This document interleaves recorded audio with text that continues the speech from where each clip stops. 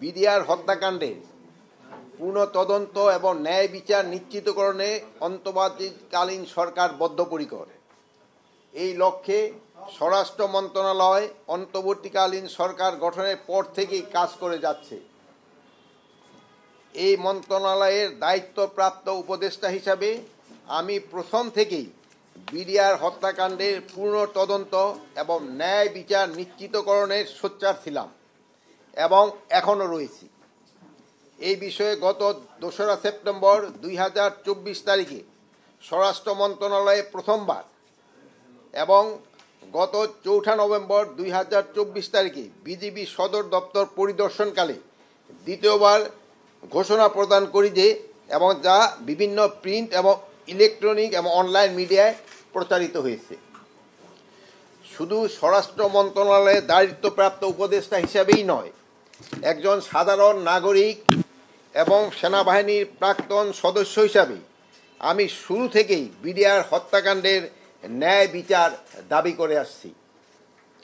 বর্তমান অন্তর্বর্তীকালীন সরকার বৈষম্যহীন সমাজ ও রাষ্ট্র প্রতিষ্ঠার লক্ষ্যে জনগণের অধিকার, সুশাসন ও ন্যায় বিচার প্রতিষ্ঠা করতে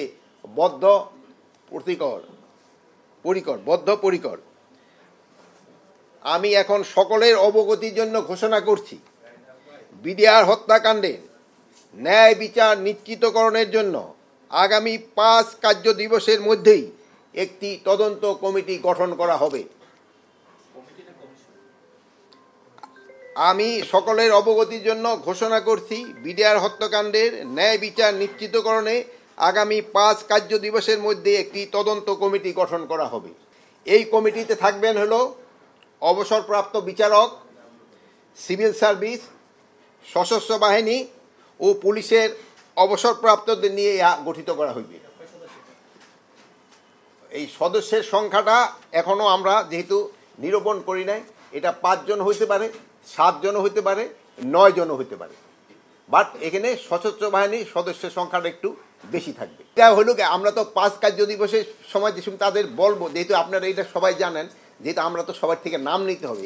এই কমিটিতে অনেকে দেখবেন আসতে চায় না, তো দেখুন এখন আপনারা এখানে সবাই সোচ্চার, কিন্তু আবার বলি ভাই এই কমিশনে আসেন, সেই সময় দেখবেন আবার অনেক হইতে চাবেন না। এখানে একটা সমস্যা থাকে। আমরা এই নামগুলি কালেক্ট করার জন্য, যদি নাম কালেক্ট করার জন্য সময় না লাগতো তো হয়তো খুব তাড়াতাড়ি করা যেত। এই নামগুলি পাওয়া যাওয়ার পরে তাদের সাথে তো একটু ডিসকাস করে আমরা সময়টা দিয়ে দিই।